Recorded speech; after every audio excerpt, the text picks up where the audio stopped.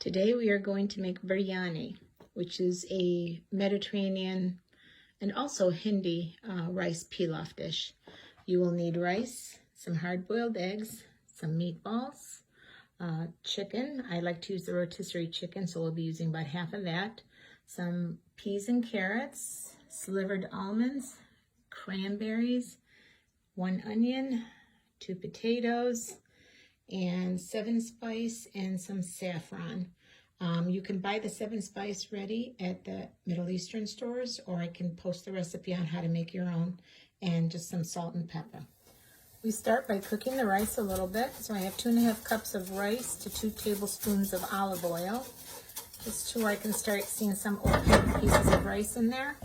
Then I know that's enough time. Then I will add my broth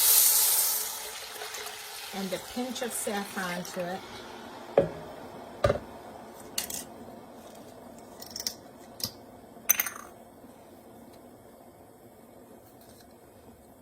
Just a small pinch of it.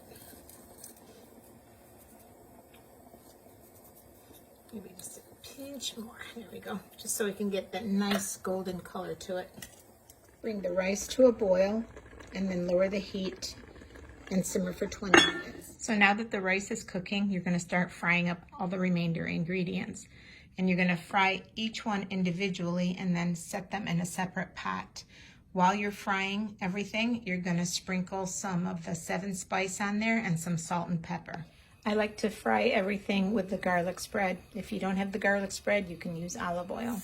As you cook everything, generously sprinkle the 7 spice on them with some salt.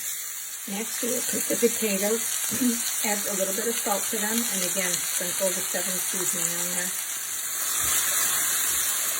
When your potatoes are done, you can add those to the onions and move on to cooking your meatballs next. Try and keep a cover over the food that you've just cooked so they can stay warm.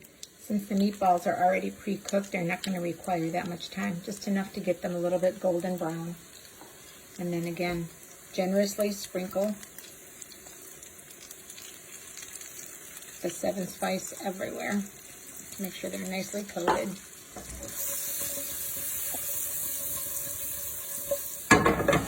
Meatballs are done. Add those to the other ingredients that are already pre-cooked. We're going to move on to the chicken. Again, sprinkle generously with the 7 spice.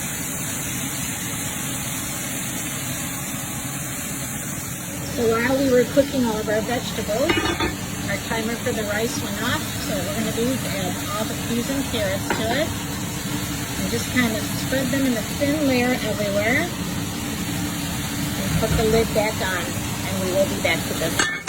The peas and carrots don't have to cook, so you just add them on with the stove turned. Our chicken is done, so we added that to the bowl. Cover that up, and we're moving along to the hard-boiled egg. Our eggs are now done, so we've added those to the bowl. And now the last thing to cook is our nuts and dried cranberries. I did switch it out to pine nuts, but you can either use pine nuts or almond slivers. As soon as the pine nuts get a little bit of golden tone to them and your cranberries puff up, they are done. And add everything that you fried to the rice and mix it up thoroughly. And then you will top it off with the cranberries and the